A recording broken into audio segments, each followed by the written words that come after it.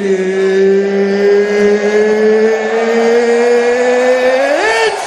time!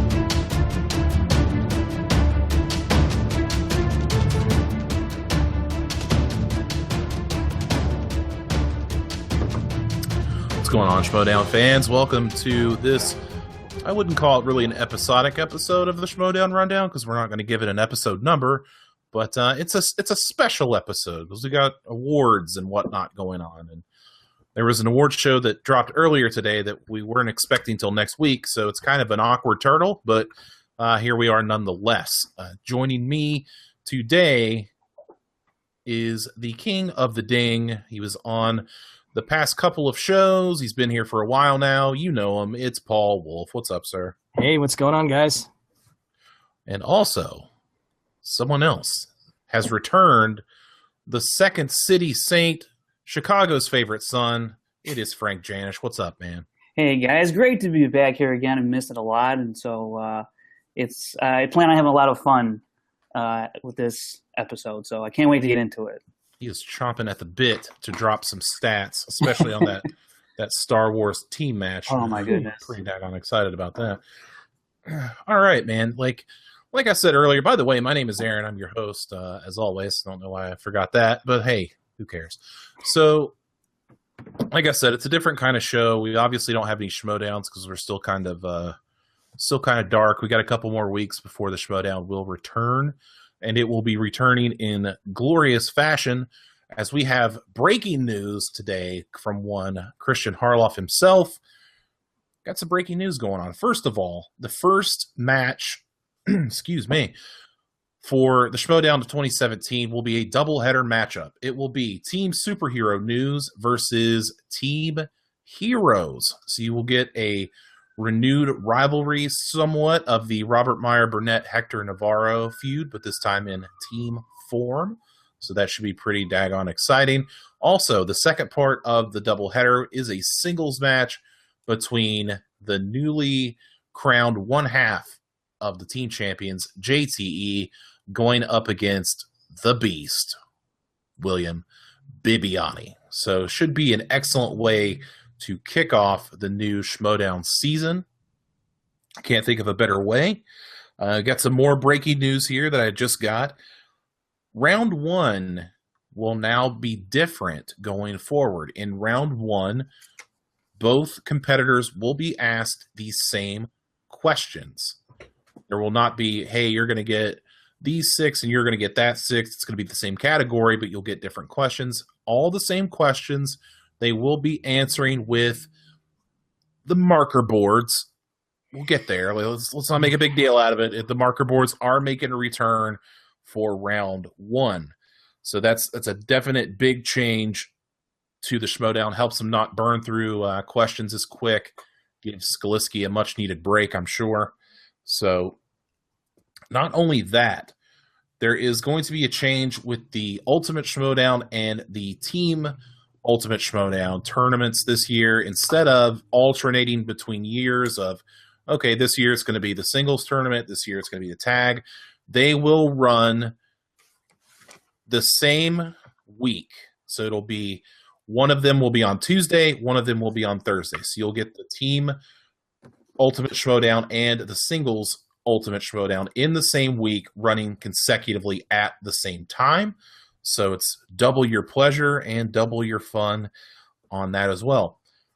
Since we hit, I shouldn't say we because I didn't do anything, but since it hit the Showdown Spectacular hit over 100,000 views, that means that we do get the Best of the Rest, which will be coming in June.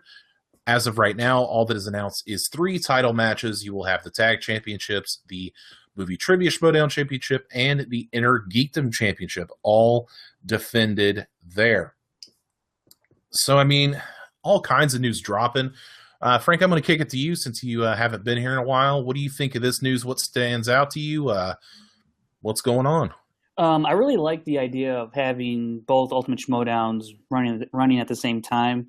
It's going to be very much kind of, I think, like their March Madness type of deal. You know, you got all these matches going on with the highest of stakes, and I'm really looking forward to having, I guess, basically like a month, maybe a month and a half, depending how many teams are in or how many people are in the Schmoedown. Because I'd like to see the Ultimate Schmoedown singles expand to what it was the first year they had. I think they had like 16 people.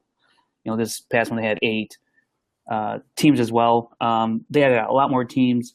Really looking forward to seeing how the Ultimate Schmoedown, both versions, play out, and obviously just the different formats that I know we got the first round format change. Curious to see if they switch up the second round and if they incorporate the buzzers more in the regular format as opposed to the championship format. So I'm open to seeing those kind of changes, and I'm just really interested to see how this league and this format continue to evolve. And it's pretty exciting stuff to see, going back from 2014 when it started to now.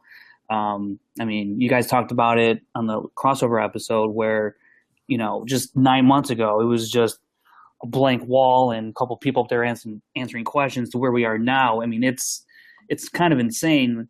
And so to think what they're going to do in the downtime, and further up the quality and entertainment value is it's going to be pretty exciting to see come the inaugural or the opening match. So I'm looking forward to it.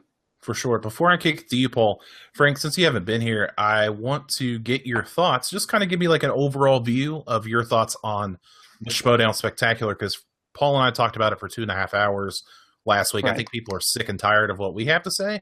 So I want to know what did you think of the Showdown Spectacular? What stuck out to you in that? Man, the one I loved every match except for the Trek and ETC match. Yeah. Just because you guys, I mean, I was pretty much on board with you guys, what you guys had said for about every match. My favorite match was the Roca Riley match. It's the way I rank out all the matches. To me, it's number 3 all time best match the Schmoedown's ever had. First was the Bibiani and Draco. The second one is Harloff and Roca, and then it's Roca Riley is that third one right behind them. Had Riley won, it'd be the number 2 match of all time, based on points and score and question score and all that. But just the way the spectacular flowed from match to the cut scenes and whatnot, and when I first saw those scenes with I think it was the Lions Den being formed and Draco turns around in the chair and all that, I was like, okay, this is something special that they're really going for, and I really appreciated the effort that they put into this, because it wasn't just back to back matches. It wasn't people just getting out of the chair, switching people, and then going on to the next match. It was much more than that. It was there was story basically to the Schmoedown, and I mean it brought me back to my grammar school days when I was watching wrestling and Monday Night Raw and all that kind of stuff, and it was reminiscent of that kind of thing, but trivia style, movie trivia style. So that was really cool to see, and I kind of hope that they incorporate more of these behind the scenes, in the hallways kind of scenes with competitors and teams. I like to see that sprinkled in here and there throughout the regular season. Not so much all the time, but at least a little bit here and there. And I think we might get that, especially with the Lions Den and the Four Horsemen. So overall, the Spectacular was just a great event. I like to think maybe they incorporate some of that stuff into the Ultimate Schmoedown a little bit. I think maybe they'll try. I think there's a lot for them that they've pretty much experimented with that resulted with the Spectacular happening the way it happened. And again, just going forward to the next season is going to be really exciting to see, again, just how it evolves. Oh, yeah. It definitely had that big fight feel. It felt like a pay-per-view. Felt very, very important. So I'm glad to hear your perspective on it. I'm glad that you enjoyed it just as much as we did. I'm going to give you a pass on that comment, that grade school comment, because I felt like you're saying that adults shouldn't watch wrestling. I'll give you a pass on that. Well, I just haven't watched wrestling since that time. I've stepped away from it, but I see it on TV every once in a while. But I'm not up to date to it, but it's nothing against. I don't have anything against wrestling. I just, sometimes you move on to other stuff. Fair enough. Still going to give you a pass on it. All right, Paul. Let me get your thoughts on I'm all trying that. my best to salvage that. That's all right. let me get your thoughts on all this breaking news madness. We're not even done with the news, but what do you think of all that breaking news? Well, I'll tell you what, that my phone was blowing up with everything you were sending me. It was crazy because you were sending me all this stuff, and I'm like, wow, all right, so I gotta process all this. What an amazing doubleheader for one thing to start off the new year. To me, it is Navarro versus Burnett. It's like it's hinting at the rematch, but it really isn't. But it's like, to me, it's a handicap match. Burnett versus Superhero News. I mean, Schnepp may or may not be there might, but we've talked about Schnepp before on his strengths and weaknesses. But then the JTE Bibiani squash match that I'm pretty sure is going to happen. I really don't see. Again, it's a good lead off. It's a good dark match, squash match at the beginning of an event, and so again, I don't know what JT was thinking, but you heard that in the special for the awards that Kristian did. If he does get that win, though, he's back on track. He's got that belt, so maybe, who knows, that belt gave him more confidence, or not. I don't know. I don't know what he was thinking. I really don't. But hey, he's brave enough to challenge Bibiani, who potentially could challenge for Merle's belt eventually. More power to him if he's got that confidence back. And, Snyder being the one that, was that catalyst that got him where he is today. Seeing the round one change, I do like the change that it might be a little slow. I don't know how many questions they're going to do, because normally it would be, I don't know if it's going to be in the teams or if it's going to just be singles. Did you get that, Aaron? Was it teams or singles or both? Or I believe it's going to be both. Okay. As far as I know. I don't know. It's going to be, if they're going to do it for team, where it's going to be one person answers three, then the next person answers three. I don't know if they're going to do it like that with the whiteboard or not. Yeah, didn't get that far. Okay. Again, I do like it because it'll slow down that first round, and there'll be more questions kind of saved in the bank. So again, Skalicki doesn't have to, pump those questions out unless we come up with weirder categories, unlike movie places. I do like the best of the rest idea. That's cool coming out. It's almost like it's coming out in June, so it's almost like their WrestleMania. But again, the Spectacular was kind of their WrestleMania. So you could almost consider it almost like their SummerSlam, unless they're going to do something in August as well. But I do love seeing that coming up, based on what everyone did by watching and liking and commenting on the Spectacular. And I just that last bit of news of both of the Ultimate Schmoedowns happening at the same time. That's awesome to see that too, because I've said this in the past. I'm liking the team matches more. I like the dynamic of the team, the camaraderie, the planning, the strategizing of each of the players, who answers first, who answers second, and just seeing the strengths of both players and how they work together. So all around, a lot of news coming rapid fire, but I love all of it. I'm telling you, it was like a news ticker. Like it just kept, my phone just kept ding, ding, ding. I was like, what in the world? Holy cow. But that's not all. We got more news. Holy crap. More news. All the news. We also found out today that Jennifer Sturger, former New York Jets sideline reporter, will be joining the Schmoedown as a sideline reporter and backstage interviewer, as well as being a rotating panelist on the Schmoes Know Show. A FSU alum, so that falls into that Kristian's wheelhouse of bringing in former, I'm just going to assume, classmates. I don't know if they were actually classmates. They probably were. So she joins that fraternity of Kristian, John Roca, Mike Kalinowski, and now you have Jennifer Sturger as well. So Frank, you're actually the one that enlightened me about Jennifer, because I thought that I knew the name, and then it just, you kind of solidified that for me. So I'll get your thoughts first. What do you think about her joining the team? Good ad, bad ad? What do you think? Like anything that Kristian does, I trust whoever he brings in. So I trust this is a good addition. Yeah, I think there's a lot of people out there that know who follow sports closely.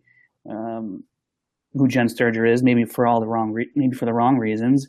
Little infamous incident. But we'll leave it at that. Yeah, I mean, because it was long ago and it's not even really a big deal. But I mean, I've never really followed any of her work, so that's why I just, if Kristian thinks it's a good idea to bring her in, then I trust that, because everybody else he's brought in, I've genuinely liked and thought they brought something to the table, and I expect nothing less with Jen Sturger. Cool, Paul. What do you think? Yeah, I really concur with what Frank said. But I will make that warning: Finstock, stay away. Stop it! Stop it, Finstock! Right now, whatever you're thinking. Poof. Still, you said it. It's never a bad idea to hire talent, and Kristian knows talent. I mean, he's never steered us wrong before. He's brought in so many different people, and they've all meshed together perfectly. I mean, you've never seen, aside from the Finstock character, anybody really butt heads with anyone else that, generally they hate each other. I mean, everybody is a family. The Schmoes are truly the Schmoes. They bring in people that mesh really well with each other, and you easily see that not only when they're panelists on all of the shows that they have on Collider, but the Schmoes Know Show and in the Schmoedown. Florida State seems like a cool university. I should have probably gone there, and maybe I would have a different job at this point. But, I digress. But, yeah, I mean, I think it's a cool addition. Why not? Why not get a pro to come in there, a pro sideline reporter? It's done it in the NFL, the highest level, I guess you could assume, and in combat sports. I guess you could call football a combat sport. People do get hurt, but, I mean, whatever. So it's always good to add a professional to the list. So, I mean, the more credibility, the better. So why not? But, we got more things going on. We got all kinds of – Kristian announced all sorts of new matches for 2017, not necessarily in that order. I mean, we've got a huge list of them here. I don't really want to go through them all because there's so many, but I'm just going to take a few out of there, ones that kind of caught my eye. Matt Nose versus RB3 was something that I looked at right away and was like, that's very interesting. We're going to have Mark Riley versus Sam Levine. Found that very interesting. Drew McWeeny versus Mike Kalinowski. Once again, the Florida State connection. I think that's going to be very interesting. Wolves of Steel versus 6 Degrees. I think all those are very interesting. Now, Paul, I'm going to start with you on this one. Yeah. You got this list here. You see who's going up against each other. Is there any match that you wanted to see that isn't on this list? And what match from this list has you, pumped up the most? Well, the one that I wanted to see, he actually announced on the award show, and that was Burnett and Andreyko. Oh, yeah. For the Intergeekdom Championship, because that was an amazing match at the Spectacular, and seeing what they're going to do now when it's just one-on-one, I can't wait. I really cannot wait. So that one actually was something on my list that I had of potentials that actually came to fruition, which is really kind of cool. And that brings up again Lion's Den versus the Four Horsemen. So who's to say, if Andreyko takes it? I mean, Lion's Den's got more stuff, more belts, and it's Finstock leading the way. Who would have thought that? In that list that I saw from Kristian a long time ago, it's the one you didn't actually mention was Tough Beats potentially could be facing ETC, and I don't know why ETC is still trying to play this game. I really don't understand why we don't have, them in singles. Like, well, not Ricky, but Elliot in singles. I'd rather see him in singles than trying to drag a dead carcass along with him named Ricky. So Tough Beats versus ETC. I'm seeing a lot of, honestly, as in the wrestling business, squash matches. And for those of you, again, who don't know what squash matches means, it basically means an A-list talent, a main eventer, fighting a guy who is from that local town who's like the size of a stick. And the match lasts like 3 minutes. There's like 2 moves and then a finisher, and that's it. So it's technically kind of like a knockout in our Schmoedown, basically. It's like a knockout between a pretty strong team versus a pretty weak team. And here, Tough Beats versus ETC, you got to start somewhere in 2017, and Tough Beats has got to my knowledge, a pretty easy matchup. Fair enough. Frank, what do you look at the list? What do you think, man? Yeah, that Nost RB3 match is super intriguing to me because there's so much, I feel like, potential between both of these guys. Nost hasn't lived up to it. RB3 is just getting into it. And everyone's really looking to see what he does. So if Nost loses to RB3, oh, man. Yeah, it's real tough. And, I mean, but moving on from that, the one thing that really also that stuck out to me, at least team-wise, was the Tough Beats versus ETC. And when you guys were talking about ETC last time, Ricky, oh, my God. I don't know what this dude is doing. I'm sure he's fine and dandy outside of the Schmoedown. I'm sure he's a great person, and everyone likes him, whatnot. But in the Schmoedown, I do not like him at all. I like have this. I don't even know what to call it. Like I just physically hate him. Like that would be disdain. Disdain. Okay. E.T. Elliot, he's a fun competitor on his own. Ricky, but it's like, here's the thing. ETC has to stay in the league because every time they play somebody, we're all going to jump on the other team to beat ETC, and we're all going to want to see it, and that's what's going to happen. We're all going to watch it anyways, and we'll all continue to hate on Ricky and say, Elliot, what are you doing with your life? So those are the two that really stood out to me. The Harloff Signor will be an interesting one to see because Harloff, Kristian, some good matches and lost, and this whole, revenge tour could end right there. It could, but, so I'm interested to see that because I'd love to see this revenge tour get all the way back to Roca because that would be just an amazing storyline for them. Well, one match that's not currently on this list but was announced today is Makuga v. Finstock. So that is I don't know if it's intriguing. It's intriguing storyline-wise. I don't know if competition-wise it's very intriguing, but anything that Finstock does, I am glued to this guy. Like, I don't know why. I really don't. I mean, I've talked to the guy. He seems like an okay guy, but it just anything he does, I can't help it. The poof, the hickory dickory dock. Man, the manager, man, the guy. Finstock equals championships. Not only does he equal ratings, he equals championships. So who the hell knows what Finstock? What if Finstock became world champion out of freaking nowhere? Like who knows? Who knows what's going on with that guy? As far as the list goes, one match that I didn't see on there that I wanted to see, and I put it up, and I put it in the Facebook post when this went up, was Sasha versus Finstock. I think that's Money in the Bank promo gold. I think that is a match that absolutely has to happen at some point, and I think everybody would want to see it. I don't know if Sasha would be into it because I think she generally cannot stand being that close to Finstock. We'll see if she can tolerate it for that long. We're not sure, but I think that is a marquee matchup that could do some great business. One point I did want to bring up though is we now have the Movie Trivia Schmoedown Championship currently held by Dan Murrell. We have the Tag Team Champions, now Team Patriots. We have an Inner Geekdom Championship, which is Robert Meyer Burnett. Does the Schmoedown need another championship? I'm going to pose it to you first, Paul. Does the Schmoedown need a women's championship? You said it. I was just about to say it. Do they need a women's championship? Yes, I would fully agree in that one. That could be another Ultimate Schmoedown tournament.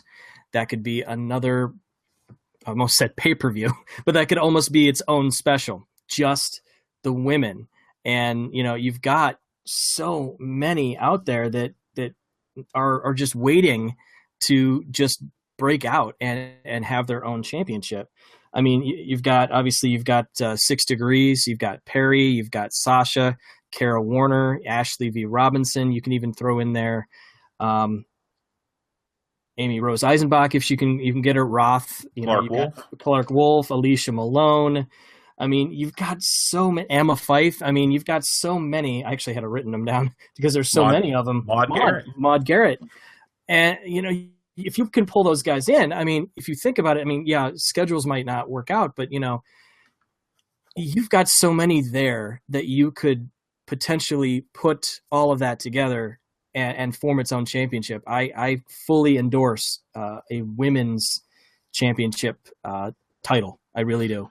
I mean, we're in an age right now of Ronda Rousey in the UFC, who's been so revolutionary, and we're in the era of the WWE with their women's divisions on fire with Charlotte and Sasha Banks. Like it's bigger than it's ever been.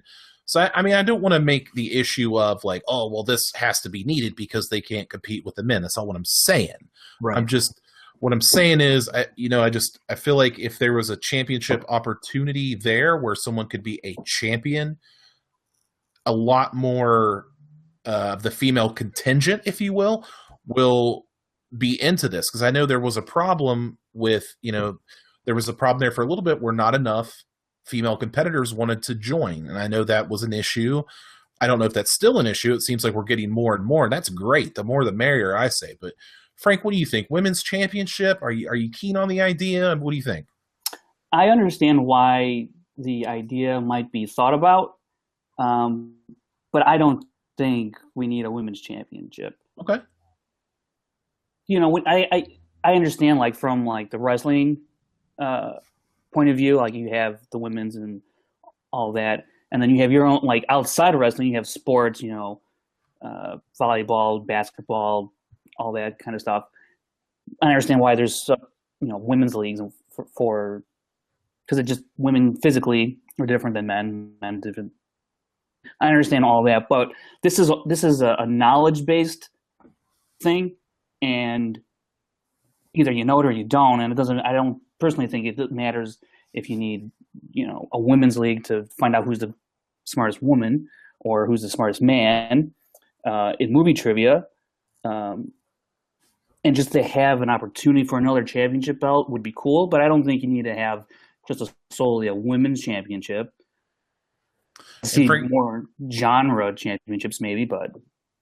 And to your point, Frank, that is a great point. That's a great counterpoint. And I don't want there to be that divide. And if a women's championship is going to cause a divide where there seems to be like, oh, well, the males have more knowledge, so they don't need their own championship. They just have the movie trivia, and the women have their championship. No, if that's going to happen, I don't want it at all. Like, let's just keep it as is. Yeah. And I'm not trying to make the point that make sure this lands right. So let me just try this again. Like, I'm not saying that a female competitor cannot beat a male contender. We've seen Clark Wolf beat many men. We've seen 6 Degrees in the teams beat the Wangers. We've seen Perry beat. Women are just as good as the men in the Schmoedown. And if that would cause a divide, like I said, I wouldn't want it at all. So, Frank, excellent counterpoint. I got nothing else. That's a great. No, like I said, I understand why to be entertained, because the Schmoedown kind of follows that wrestling format in a way. So I understand why we might come up with that idea, because you're trying to sort of follow that same type of formula. I understand it. But because this is purely knowledge-based, I don't think you have to separate anybody, except for in terms of like intergeekdom championships, things like that. And I just think the opportunity for championships is there. You have the Ultimate Schmoedown, you have the league, title and all that stuff, and the teams and stuff. So,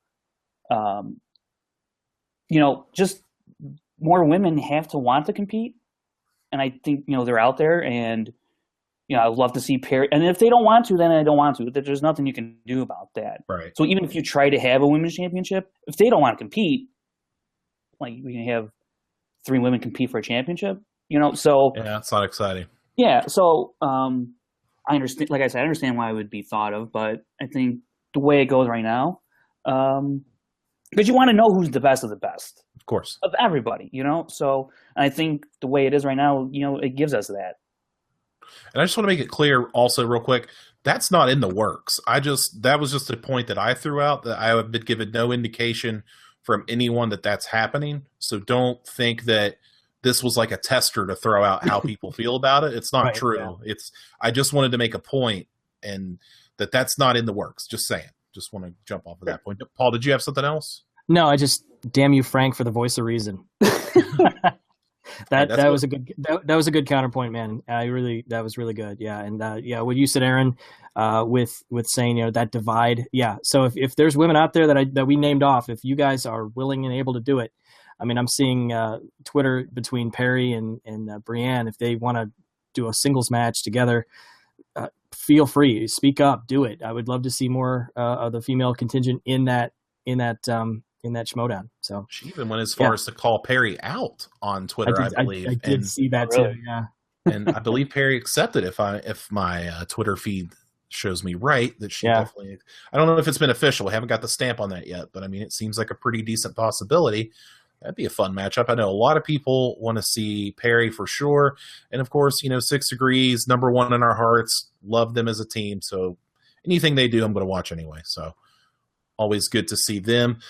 Now let's jump into. We're going to recap the Schmoedown Awards that happened today.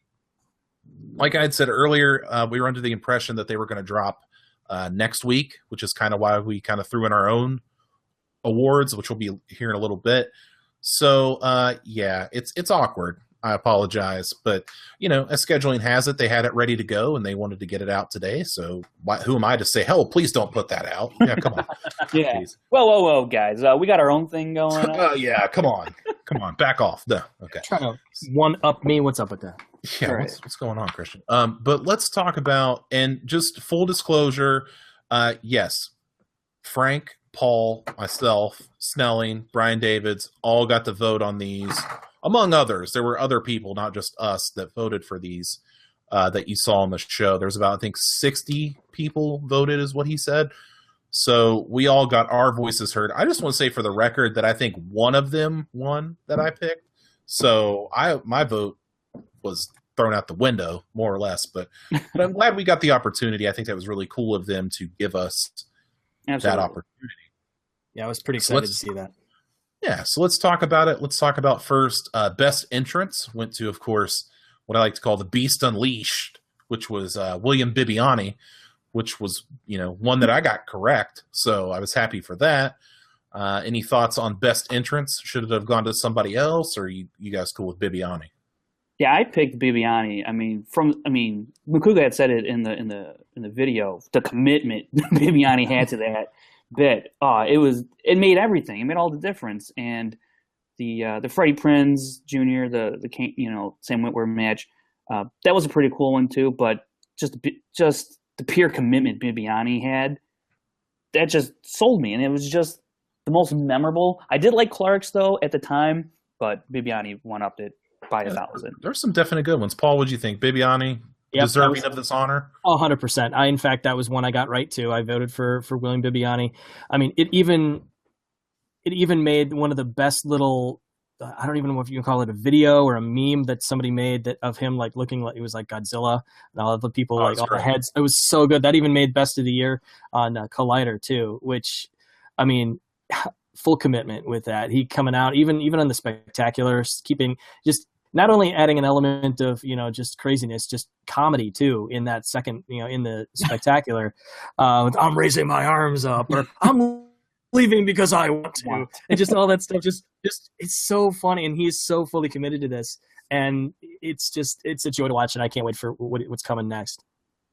The only one that kind of swayed me a little bit, and I don't think it was an option at the time, was Mark Riley at the Spectacular. Now, if that had been an option, I agree with that one. That may have swayed me a little bit, because that 007 entrance was pretty bomb. It was pretty. I really like that. So that could have been a different.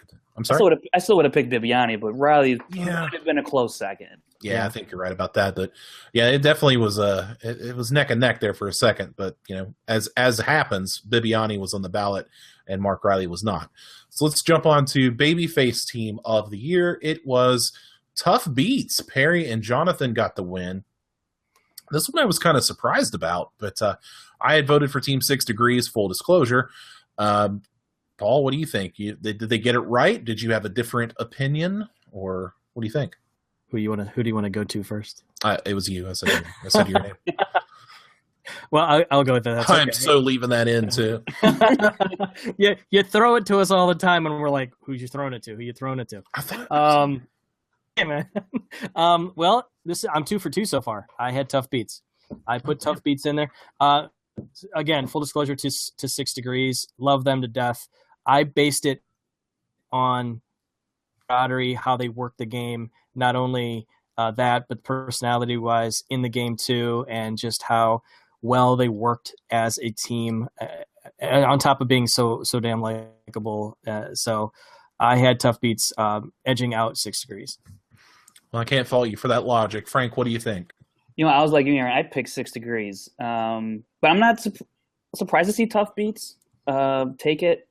I liked 6 Degrees from the very beginning, and it was nice because I didn't really know a lot about them. I knew a little bit about Jonathan and Perry, but I guess 6 Degrees took me by surprise, and I really took a liking to them as a team. But I have no complaints that Tough Beats took that award. Fair enough. Let's move on to the heel team of the year, which the honor went to Team Patriots, which was, of course, JT and Jeff Snyder, the current team champions. I think I actually messed up on my voting because somehow I voted for ETC. I don't know how that happened. I think I just messed up because when I went back and looked at the ballot, I was like, why did I do that? But that's who I voted for. But Team Patriots would have gotten my vote if I had done it correctly. I'm gonna start with you on this one, Frank. Did they get it right? Did you have a different opinion? What do you think? No, they got it right because I got it right. Oh, okay. All right. But no, Patriots, what makes them a good heel team is that we love to hate them, and they're also, at least half of them, are very knowledgeable. They're good. They're a good team. They win. They're championships, right? They're champions. So I think all of that taken into consideration makes them a good heel team. And that's why I voted for them. Solid. Paul, what do you think, man? They get it right? No, I had ETC as well. Okay. Just because of the fact of being just, well, again, Ricky being a dick. Hating that man because of how he's, all we saw was like stats all the time. I was taking stats on how many F words he was dropping. It's like, really? That's all you can bring? That's all you can bring, man. That's it. And that really got on my nerves. See why Team Patriots? I'm not sure if, again, the voting happened before or after when Finstock joined, but I see more, I don't see Snyder as that big of a heel in my eyes.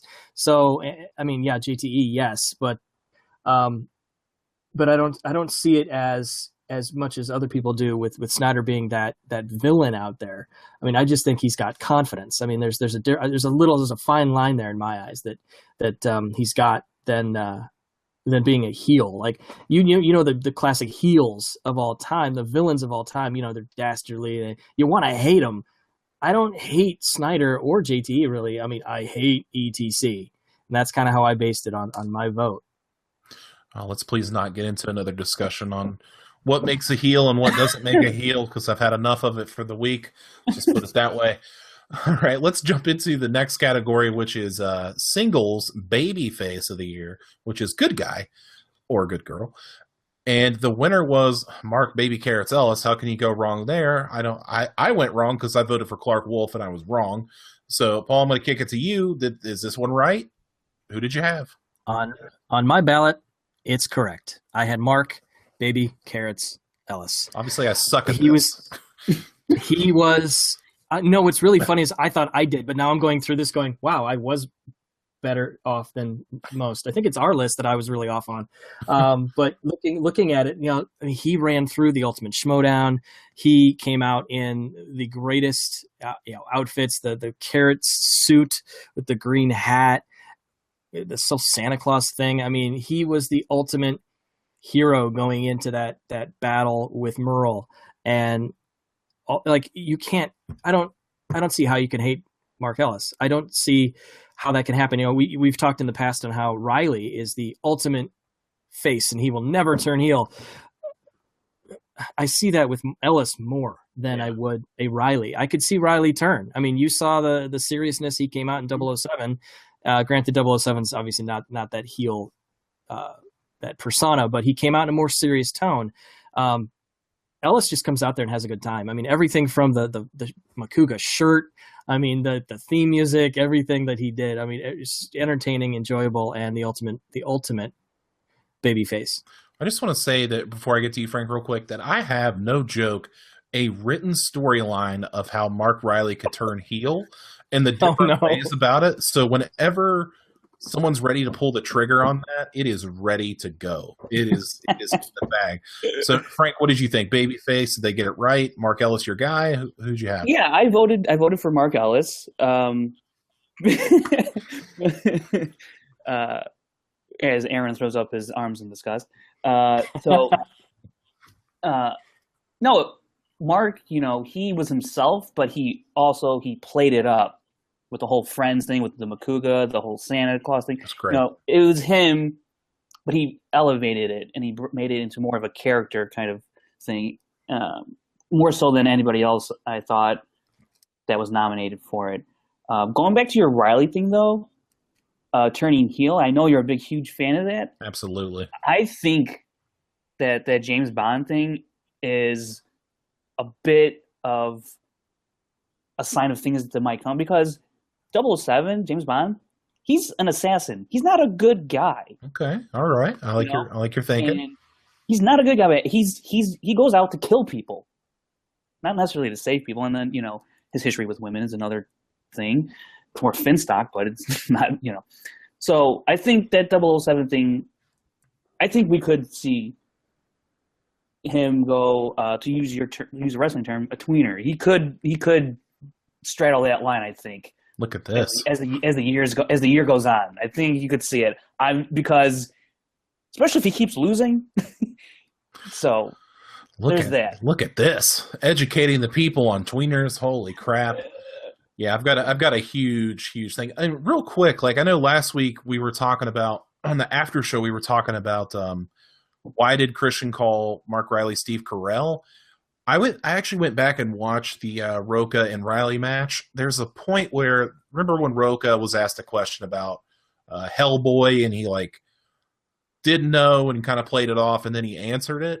Well, Mark Riley responds with, "You knew that shit," or something like that. And he sounds like Steve Carell. Like, if you go back and look at it, it sounds like Steve Carell. So now I kind of get why he did that. So Riley also kind of looked like the Steve Carell of the Michael Scott version from The Office, with the hair slicked back, and like the earlier version of Steve Carell in The Office. So that's how I took it as. That's why he said it. But other factors as well. Fair enough. So let's jump down to, all right, so we had the babyface, now we have singles heel of the year, and it went to the Outlaw John Roca, friend of the show. I did not vote for John Roca. There's a shocker. I voted for one Bob Finstock. Frank, I'm going to kick it to you. What did you think? Did they get it right? Is Roca the heel of the year in your opinion? This is a no-brainer for me. It has to be John Roca. Sure. It has to be John Roca. I mean, he was just screaming all the time, going after anybody that he could. Everybody was just a bag of bones to him. So, I mean, Finstock was just more quips and catchphrases, and that's all fine and good. But, I mean, Roca, I think he really set the standard for what a character could be, or a heel could be in this league, or, a tweener. So thank you. So, I mean, it was a no-brainer for me, and Snyder was a close second. but more so than JTE for me, because the way I look at it is how good are you, and can you back up your talk? And Roca can, and so can Snyder to a degree, and JTE just hasn't been able to really do that. Paul, what do you think? Aaron, you and I, same page, sir. Finstock was my choice. You can't turn on a teammate like he did. I mean, you look at Roca, he's gathering, he's on a team. He's not a manager of a team. He's on a team with 3 other gentlemen. You got Finstock, who stabs his partner in the back and becomes a manager of a stable and does and says whatever he wants, whatever he says, and makes people just want to not be around him. And for what he's done, I had JTE as a close second because of that decision that happened with Finstock, which made him the ultimate face. And then now with turning on Makuga and what he's done since then, he, to me, especially with the interaction with Sasha, the way she reacted to him, that is a heel. So to me, I had Finstock as the heel of the year. Well, so I don't want to take anything away from John Roca. It's a great win for him, and there is no one that is more committed to the Schmoedown, maybe other than Kristian for organizing it and doing all that stuff, than John Roca, especially character-wise. If I were to say that John Roca is not a good representation of what the Schmoedown should be, I would be a complete fool. So I just want to get that out there. Right. I don't hate John Roca, for the love of God. I don't hate John Roca. Good God, we're friends. But anyway, I was actually surprised as well, Frank, that JTE was second place. I mean, JTE is another guy that once he's turned heel, he kind of fully embraced it. Yeah. Especially at the Comic-Con when he's coming out flipping people off. I really enjoyed that. But yeah, Jeff Snyder, to me, is a guy that just, when people are like, man, I just don't like Jeff Snyder. He just seems so snooty and so arrogant. It's yes, that's exactly what he is. It's exactly what he's supposed to be. So I was kind of surprised it wasn't between those two, Roca and Snyder. But, as luck would have it, John Roca is the heel of the year. Can't take it away from him. So congratulations to you, sir.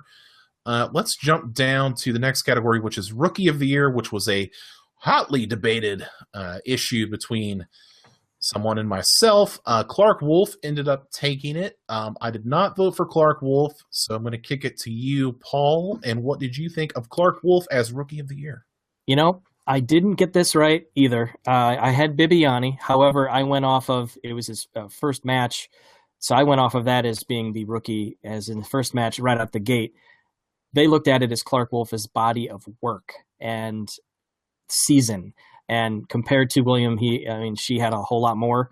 And so I was tossing back and forth between those two. I just went with Bibiani based on the one match and the amazing match he did have, with only having one multiple choice question, but getting all of them right regardless. I completely in agreement with why Clark got it and what they were talking about. So, yeah. Frank, what do you got for me, man? Yeah, I picked Clark Wolf.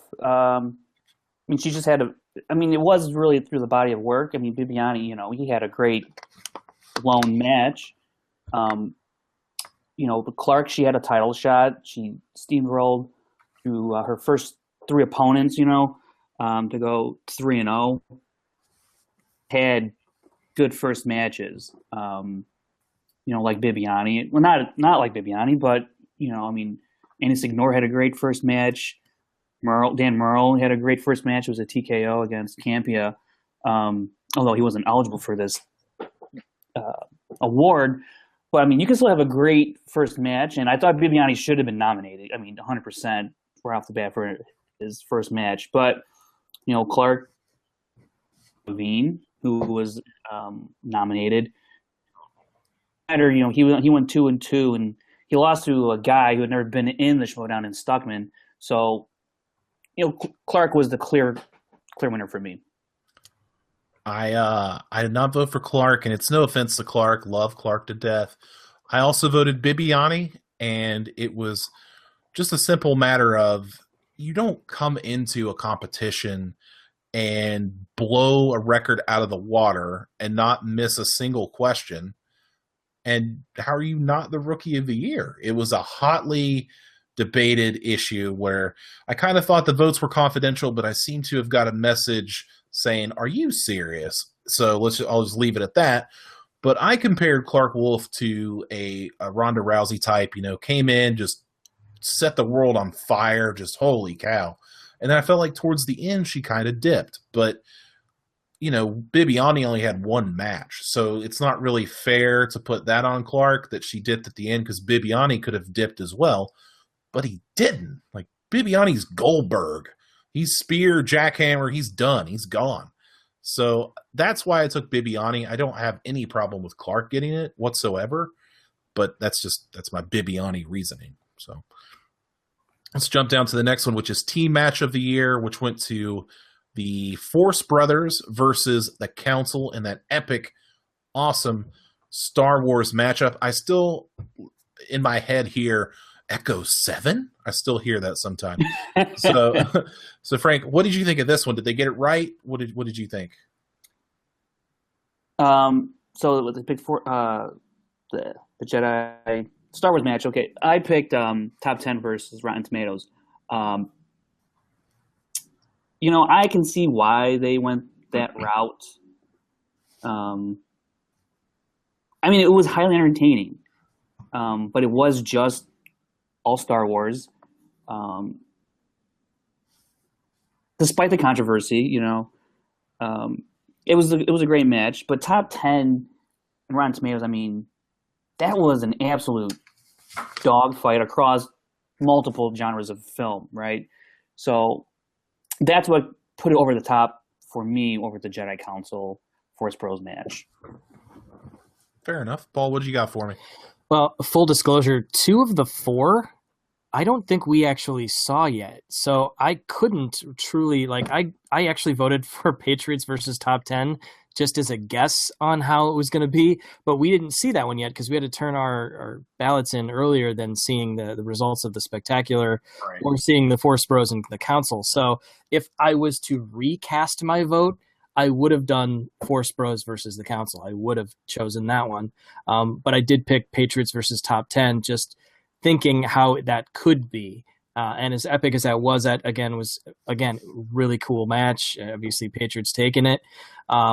So if I was to recast my vote, I probably would have picked Force Bros over the Patriots versus top 10 one. I concur with you, Frank, and everything you said. I also took top 10 versus Rotten Tomatoes. I think it's like you said, it was a great, tit for tat matchup. Yeah, go back and watch that match, man, because it's great. It's really great, and it's a great use of teamwork. And every person in that match contributed. It wasn't like one-sided, like Matt Atchity didn't answer all the questions and Roka didn't answer all the questions. Each person got their equal shot. And I think that's what made that match so great. It's really good. Like you said, go back and check it out. I think it's very underrated.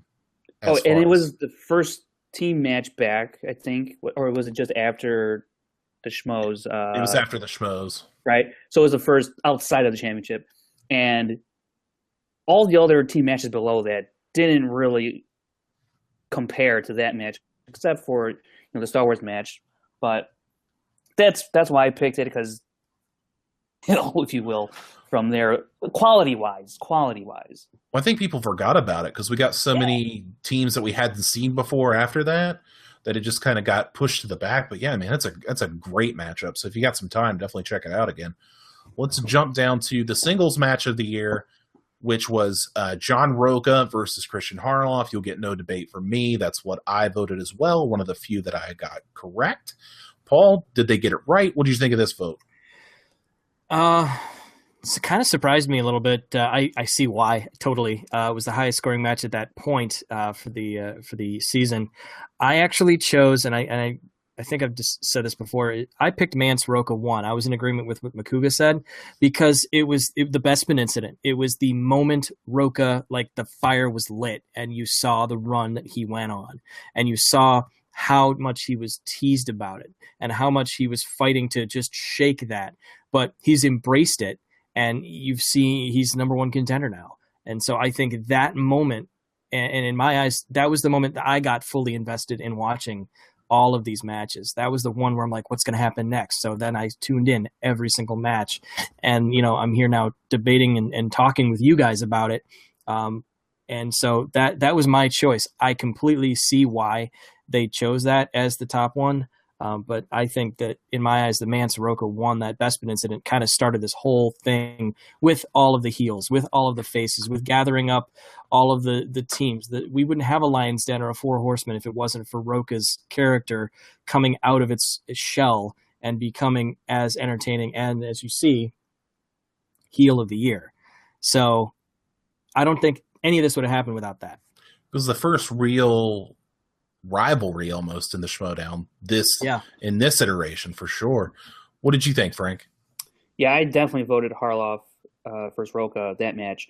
That match, just because of, like they said in the video, just because of the stakes at hand. It was the ultimate Schmoedown, highest scoring match at that time, the highest winning score, the highest losing score at that time. Everything that Roka had been through to get to that point, and to have the match that he had to have just to beat Harloff, it just eclipsed everything that was nominated. I mean, and another thing to point out about Roka, he's involved in 3 of these nominations. 2 against Man and Roka and Harloff. That's out of 7 of these. So it just goes to show you that Roka is must-see TV, if you will. You have to watch every single one of his matches because you are going to get a doozy out of every single one of them. Yeah, absolutely. I concur. John Roka is must-see TV. Outlaw Nation is strong and ready to roll. All right, let's jump down. We'll try to go through these quickly so we can get on with our awards. We have Team of the Year, which was Team Patriots, which kind of surprised me. And then we'll jump down one more to Player of the Year, which was Dan Murrell. I'm going to start with Frank on this one. Team of the Year, Player of the Year, what did you think? Yeah, I voted. Let me take a look. Let me see if I find my thing. Team of the Year, yeah, I picked top 10. I wanted to make sure I did. I picked top 10, and I actually picked Dan Murrell for Player of the Year. Top 10, I mean, they had a great run as a team to get to win the belts from the Schmoes. They absolutely smoked the Schmoes in their title win, which did a lot. Had I seen the Patriots top 10 match, I still don't even know I think I still would have picked top 10, because if you look at that match, top 10 actually scored better than the Patriots, not point wise, but answering question wise. So top 10 has a legitimate reason for a rematch so soon. But that aside, Dan Murrell, I thought this was a no-brainer because he's undefeated, has won the title, defended it twice. He's answering at a ridiculous rate. He's almost at like 83%, I think, answering questions. He's only missed, like, out of all of his points, I think he's missed probably like 10 or 15 points he was eligible for. It's something. Had Mark Ellis won to beat Dan Murrell, I mean, it depends how that match would have went, but luckily that I don't have to think about that because Dan Murrell did win, and there we are. There you go. Paul, what do you think, man? I actually went top 10 for Team of the Year. Again, it was before we got to see the Spectacular, and so I can see the Patriots pulling it out, being the Team of the Year, because again they ended the year with the titles. And then for Player of the Year, dear Mr. Outlaw, just full disclosure here, sir, I voted for you. I voted for John Roka for Player of the Year because, again, if it wasn't for Bespin and it wasn't for that spark, you kind of like that hot knife through butter. You were through and you were in and you were involved in almost every match, even if you were off getting yelled at about being messed up in the neck there a few times, telling people telling you to shut up, and always there, thorn in their side, but you were constantly there and being that character, being there, and then getting into the matches outside of losing those titles. I mean, being there, getting the number one contendership, and just watching the road to where you are now. John Roca was, to me, the player of the year. Yes, Dan Murrell was, undefeated, but he was like sprinkled in here and there. Roca was there all the time. Roca was the full-time player, but again, hats off to Dan Murrell with what he did and what he accomplished throughout the season. And I went Roca just to the fact that, he was always there. He was a thorn in everyone's side, and he entertained the hell out of me. And just where he was to where he is now, I love the development to where he is with the Outlaw, with his now 4 horsemen, and just cannot wait to see what happens when Murrell does face Roca and in the new year. I can't wait to see it. I mean, it might be a complete blowout, but it's going to be entertaining, and he'll go down with the ship no matter what happens. And I honestly, in my eyes, don't see Roca beating Murrell, but it's going to be one hell of a shot to try and do it. As far as teams go, I don't have a problem with the Patriots taking it. I actually had team top 10 because I feel like when that great match they had against Rotten Tomatoes and knocking out the Schmoes, like I thought that was just enough. Like even after the Ultimate Schmoedown, even though they lost the championships, I still thought that top 10 was the best team. As much as a fan of the Patriots as I am, I still think top 10 had the best team year. So that's where I was on that. As far as player of the year, it was before the Spectacular. I don't know if it would have changed, but it's hard to argue with Dan Murrell. He's been a juggernaut. I had Ellis pretty much simply based on the fact that Ellis this year was untouchable until he ran into Dan Murrell. Ellis had great wins over Bakuga, Sam Levine, beat John Roca, JTE. Ellis was on fire, man. Ellis was just as good as any other competitor. It's just unfortunate that he ran right into the buzzsaw known as Dan Murrell. But, I can't argue with it. How could you argue with the champ? So the champ is here to stay, and it is Dan Murrell. So that's our recap of the awards.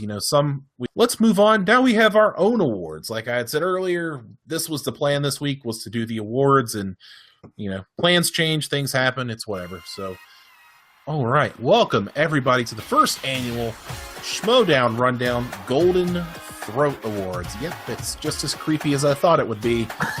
We are here to give out our own awards of the year. We got a couple categories that are the same as the ones that were previously divvied out, but we have some of our own, some that we created, some that we think are fun. So we're going to go through those, and we hope that you enjoy it. And I would love to hear your guys' votes for these particular categories. If you want to throw them in the YouTube comment section, or you want to throw them in the master post on the Schmoeville Facebook page, much appreciated for your participation. We're going to start off with Best Gimmick Infringement of the Year. And the nominees are Kristian Harloff as the Bay Harbor Butcher versus Josh Makuga. Clark Wolf as the Wild Woman versus Makuga. Bibiani as Hannibal Lecter versus Mark Andreyko. Mark Riley as 007 versus John Roca. And 6 Degrees coming out as the Wenger Crew, #musicals. And your winner is Bibiani as Hannibal Lecter versus Mark Andreyko. Another award for the Beast this year. No complaints there. So, Paul, take us to our next category. What you got for me? I've always wanted to do this. Ladies and gentlemen, the upset of the year. And the nominees are Cody Miller upsets JTE. Makuga upsets Clark in the Ultimate Schmoedown. Finstock upsets Schnapp. And Team Heroes upsets the Wolves of Steel. And your winner, Cody Miller upsets JTE. How could it have been anything else, honestly? How could it have been anything but Cody Miller coming in and upsetting JT? Frank, why don't you take the next one, sir? I got to follow up after what Paul just did? Great. All right, so for Best Manager, the nominees are Finstock and Finstock, and Bobby Finstock, and Finstock. And the winner is, wow, in an upset, it's Finstock, best manager. Finstock getting his only award of the evening, taking home best manager, and how could it be anyone but Finstock because he's the only one. So congratulations to Bob Finstock for taking home manager of the year. Now, Frank, go ahead and give us the next one since that one was kind of a joke. Yeah. So we have the OMG, oh my God moment of the year. The Joey Styles Award. Oh my God. All right, so the nominees are JTE wins a championship finally. Makuga busts everyone's bracket by beating Clark. I couldn't believe that. Finstock turns on Makuga, and the infamous Bespin incident. Ooh, okay. So now the winner is, or the, what do we call it, the throaty? No, we're not doing that? No? No, you know, that sounds really gross. Okay. Listen, I would call it the throaty, but the person that said that in the Facebook group, I forgot his name and I didn't write it down. So I didn't want to say it and then not give them credit. So Okay. we'll stay away from that, but we acknowledge that you called it a throaty and I appreciate that. So All right, okay. So Proceed. we'll just do, the winner is the Bespin incident. I mean, how could you go wrong with that one? oh my God. It's the moment in the Schmoedown that will live in infamy forever. I was completely beside myself that he missed. I couldn't believe it. It's unfathomable. It's like it's Michael Jordan missing a game-winning three. It's like, what the hell just happened? Like, I don't understand. So, yeah, no problem with that whatsoever. Paul, what do you got for the next one? Well, I just want to give you a little follow-up on that Bespin incident. Of course. My son got a bunch of Hot Wheels cars for Christmas from my mom, and one of them was a Star Wars car that says Cloud City Bespin, and I laughed so hard. No one knew what I was talking about. But I'm like, oh my God, he has a Bespin Hot Wheel car. It was so funny seeing that. You should box that up and send it to John Rogan. I'm not that mean. I don't. Unless he really wants it. Unless he really wants it. All right. I want to do it. I can't wait to do this again. This is great. Ladies and gentlemen, this is the best burn of the year.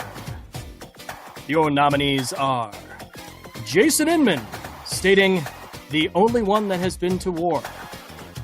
Sasha Pearl Raver to Finstock, speaking of a waste of time at the Schmoedown Spectacular. F you in the neck, Roca, by Sam Levine. Finstock with his famous Clark Wolf, who's he? And finally, Mance to ETC, you are gone, baby gone. And your winner, Finstock. Clark Wolf, who's he? Finstock taking home more gold this evening. The second award for Bob Finstock. Who would have thought that would happen? Oh, that line absolutely killed me when I heard it the first time. I was like, man, that is great. We were going over it, in actually just throughout the day. I was like, you know what? I totally forgot about that. And then once I thought about it, I was like, that is really hilarious. Yeah. That is just so funny. And what makes it better is that when they had the panel at LA Comic-Con and Clark was saying how much of a Finstock fan her dad is, that's a crack up. That's so funny. And Finstock's just on point. So let's move on from that. Now we have what I like to call the Skaliski Award. It is the question of the year. Of course, how exciting. Our nominees are: which two actors were killed by an alien, a predator, and a Terminator?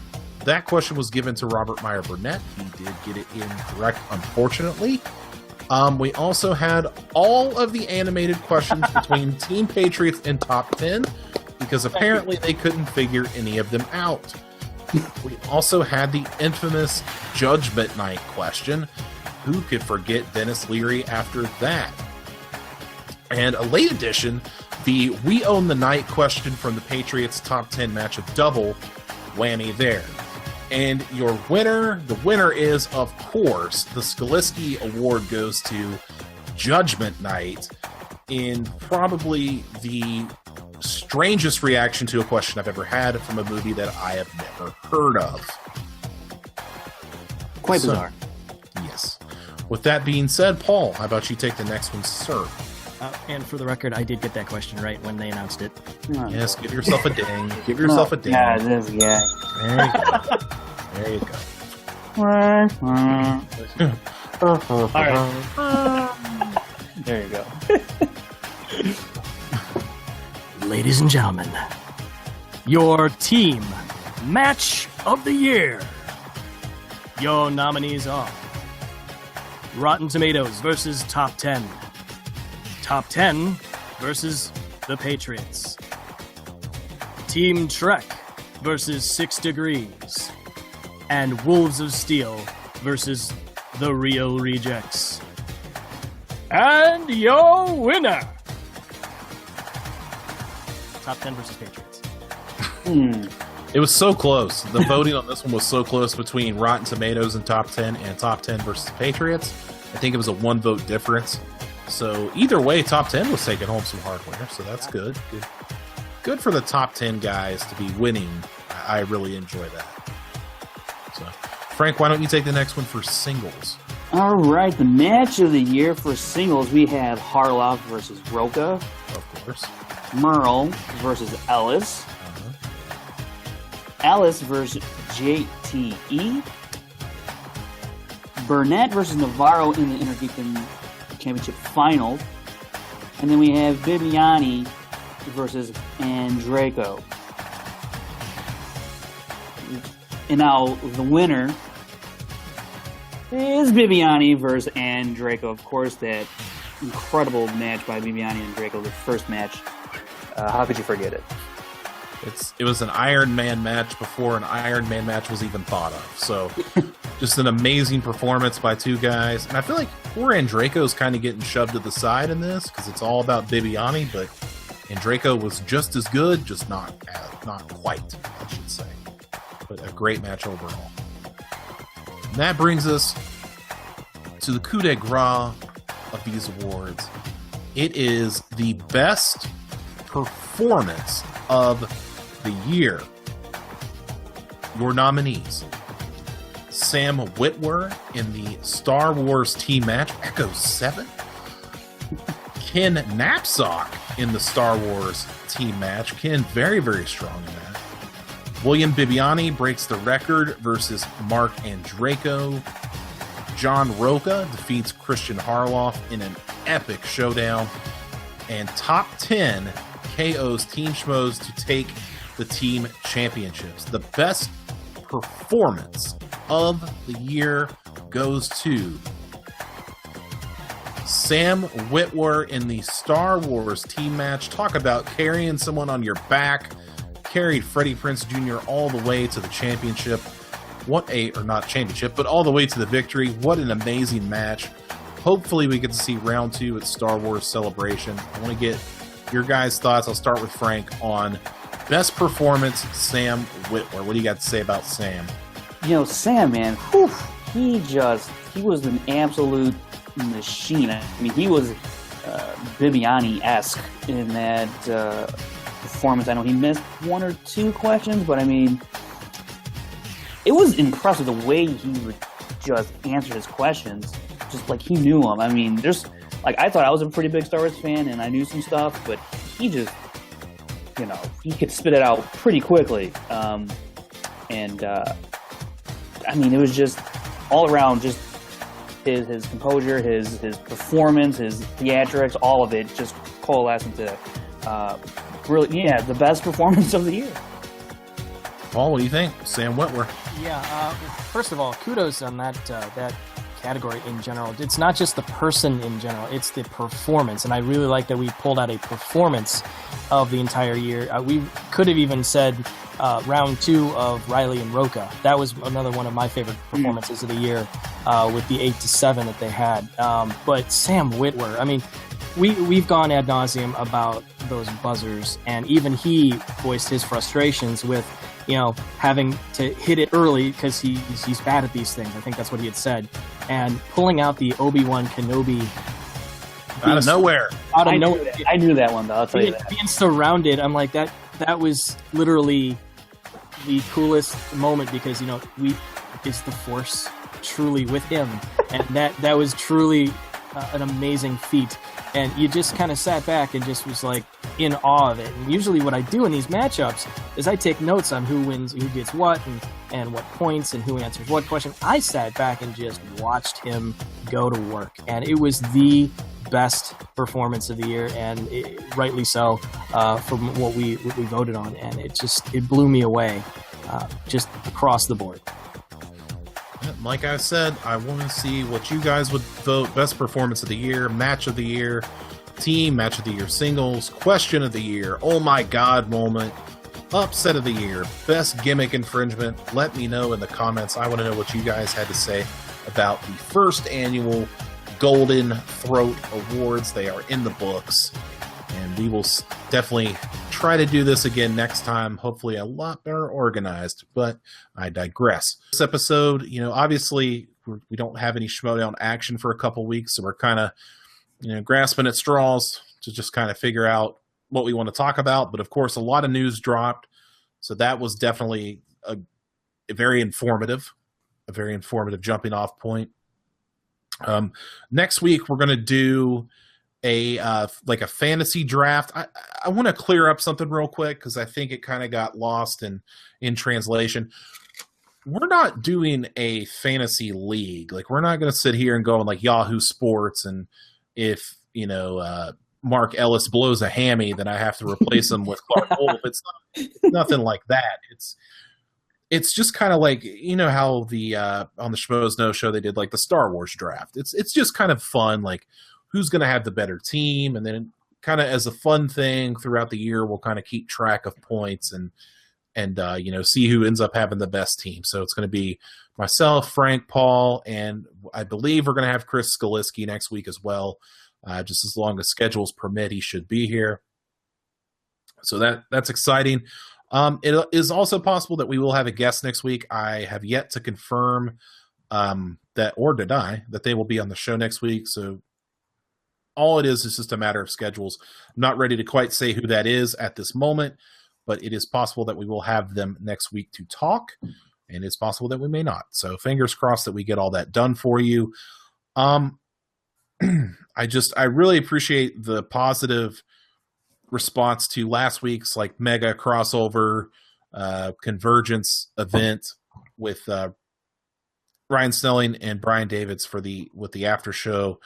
It was a lot of fun. It was the longest podcast I've ever done. It was about 2.5 hours just talking schmoes and talking Schmoedown. I had a great time. I hope those guys had a good time having us. Hopefully we can, work together again down the road at some point.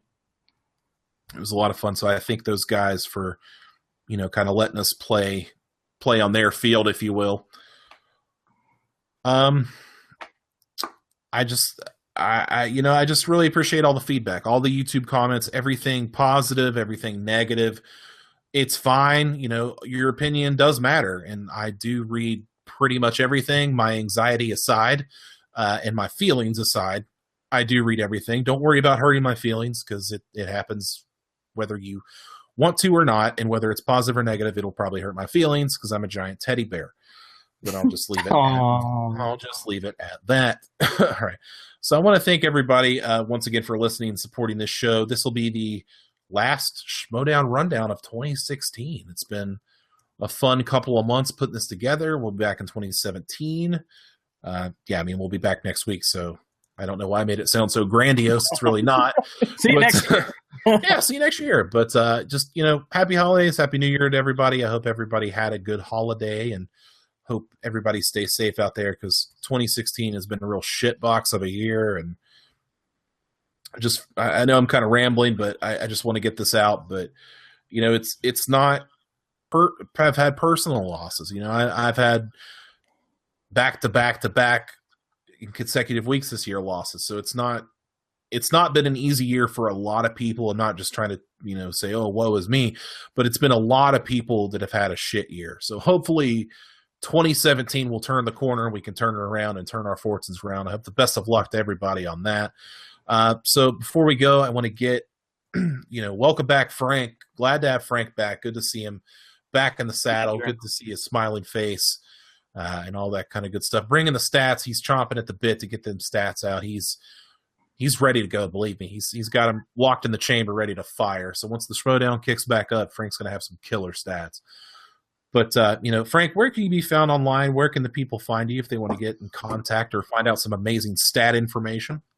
Yeah, obviously I'm on the Schmoeville Facebook page, the movie trivia Schmoedown Facebook page. I'm on pretty much almost all those Facebook pages that there is to be on. Also on Twitter at FrankieJ29. You always send me a message there if you want to know something. I'm trying to work on some other stuff that I'll put out during the downtime. I have one idea that I'm kicking around that I'm trying to figure out how to do. And if I can do it the way I want to do it, I think it'll be pretty cool. So I plan on doing that. I'm trying to keep that a little more in the hush-hush because I want to be more of a nice thing. But I'll put it out there for right now. But anything other than that, I could just shoot me a message if you want to know anything. So, but it's great to be back doing this, especially for the last one of the year.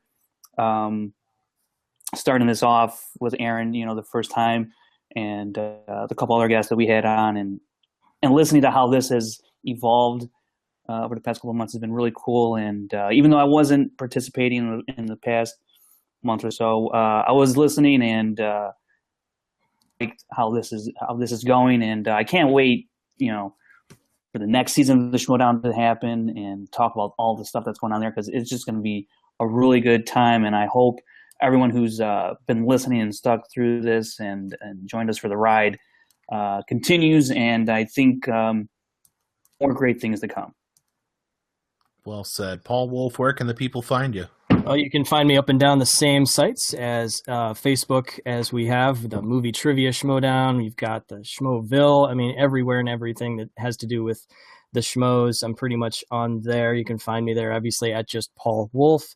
You can find me on Twitter at the Mr. Wolf, and then Instagram, you've got the Mr. Wolf 12. And I just want to thank everybody again. I mean, everybody has already said it, that I am so glad that I'm back in the fold in Schmoeville in any capacity. And I could not have two better hosts than you two guys. You guys brought me in, and I just am tickled that I'm still here, that you guys are finding, some good out of what I can bring to the table. And the same thing with the fans out there too. I appreciate everybody's respect, everybody's comments, good or bad. And I just have to thanks for the ratings, guys. I much appreciate it. And as always, you can find me on Twitter at ATTitanium. I'm on Facebook as well, but you'll have to excuse me a little bit. I'm not as active on Facebook as I probably should be, but so if you've sent me a message or something and I haven't responded to you, cut me some slack. Like I said, I'm not as active. If you really want me to be active, I'm very active on Twitter. You can definitely find me there at ATTitanium. We'll talk about the Schmoedown. We'll talk about my dogs. We'll talk about whatever the hell you want to talk about, quite frankly. So yeah, I just want to get that out because I think people have been sending me Facebook messages and I hadn't got them until like last week, and they were sent weeks ago. So I apologize if you had sent me something and I hadn't seen it. I sincerely apologize. I wasn't doing it maliciously. It just happens. I will echo Paul's sentiments, and I mean, I have to thank Kristian Harloff. Obviously, I know sounds like a kiss-assy thing, but this idea for this podcast just kind of came from out of nowhere, and it kind of just bounced off of an idea that I was like, wait a second, this could be like SportsCenter or something. And then I tweeted Kristian. He's like, just do it, and we'll see what happens. And it happened. So. And then I got with Frank, and we did our first episode with Matt Kearns and Evan McGrath, and it just kind of blossomed from there. And I couldn't be happier doing this. And the fan base has grown, man. Some people are listening to this for the first time, and hell yeah, man, we appreciate you. And some people have been listening to us since day one, and that's even better. So I definitely appreciate that. And until next time, we'll see you. Take care.